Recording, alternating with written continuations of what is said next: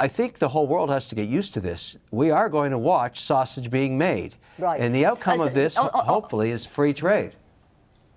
Wow. Well, I mean, we had free trade 7 days ago, didn't we? Well, let's talk more about that then, shall we? With a very good friend of President Trump's. He's a multi-millionaire businessman. He's also a star of the US version of Dragon's Den. His name is Kevin O'Leary. Mr. O'Leary, hello. Good evening.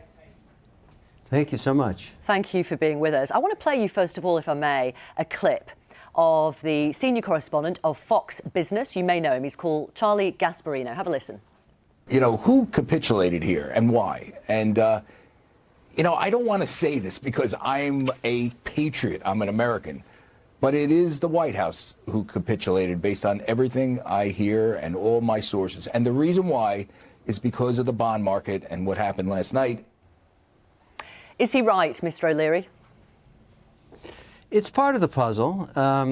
You know, the way to look at this whole thing, and I've said this countless times during this volatile period, we're not even 100 days into Trump's second mandate.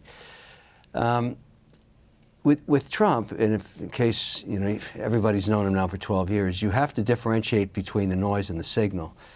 Now, this chaotic 5-day period of market volatility is because of two reasons. One is this is negotiating in a unique way, 60 countries at once. It's never been done before.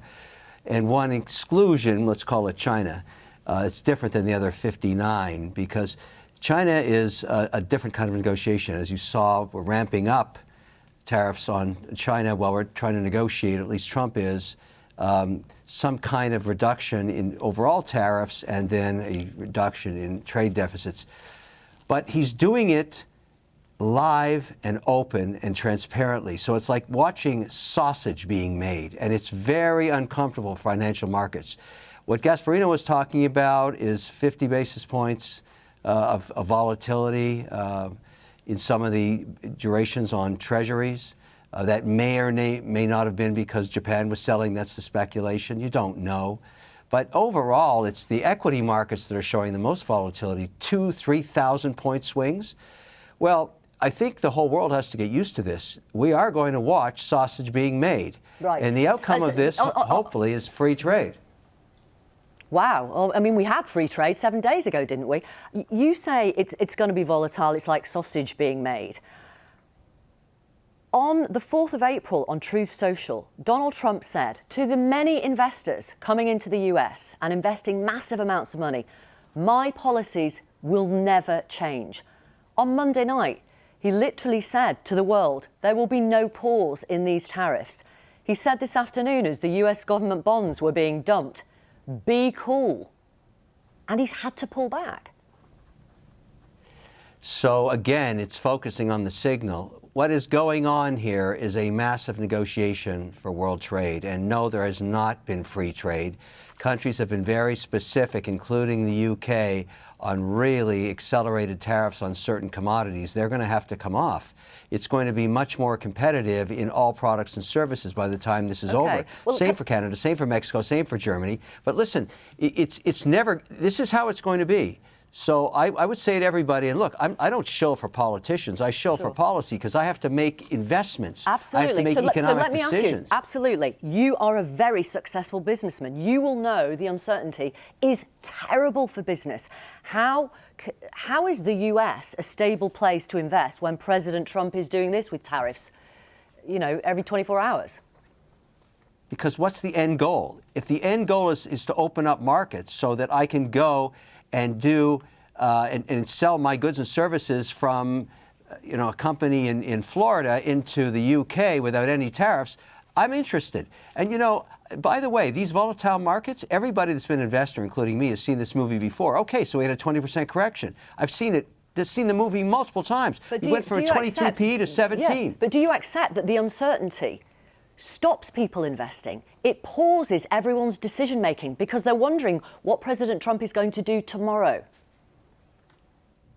Or it's a buying opportunity of a lifetime, or it's free trade in a much better way in 6 months. You just don't know. But if you can't deal with the volatility and you're frozen, you're missing a huge opportunity. I look at this and say to myself, wait a minute.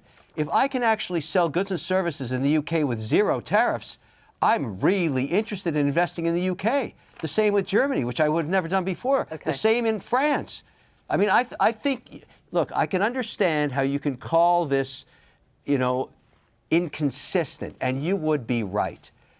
Well, that is how sausage is being made, and that's how it's being negotiated with this administration. I think the world is figuring that out, and that's why you saw a 3,000-point move in the Dow. In the markets here in the U.S. just in the last few hours. I'm getting used to it. Many other people are too. But this is not over by any means. And you haven't talked about what really matters, the China negotiations, because it's not about tariffs.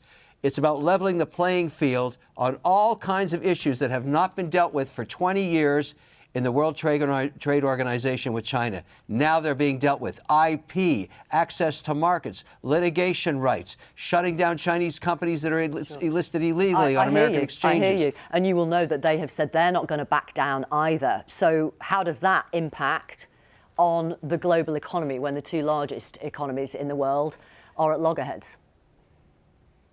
They're going to find a way to work it out because it's mutual destruction. Everybody knows that. And so this is the beginning of a narrative. How it gets worked out and when, exactly which hour, I don't know. They're going to keep ratcheting up tariffs against each other. But if you're Xi, let's take each side, you can't afford massive unemployment in China. What gives you your mandate is the ability to keep your people employed. Wiping out access to the world's largest market and largest capital markets is not how you keep Chinese people employed.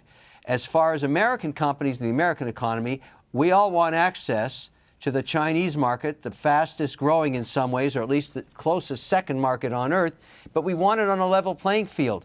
Both sides have a reason to figure this out. You may not like watching the sausage being made in the case of China.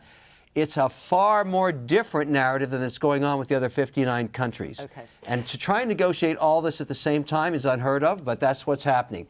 I'm extremely optimistic that this time, the first time since China entered the WTO in 2000, we're going to finally have them comply with the rules because it's in their best interest. Okay, we'll see. Just watch this sausage. Yeah, okay, thank you.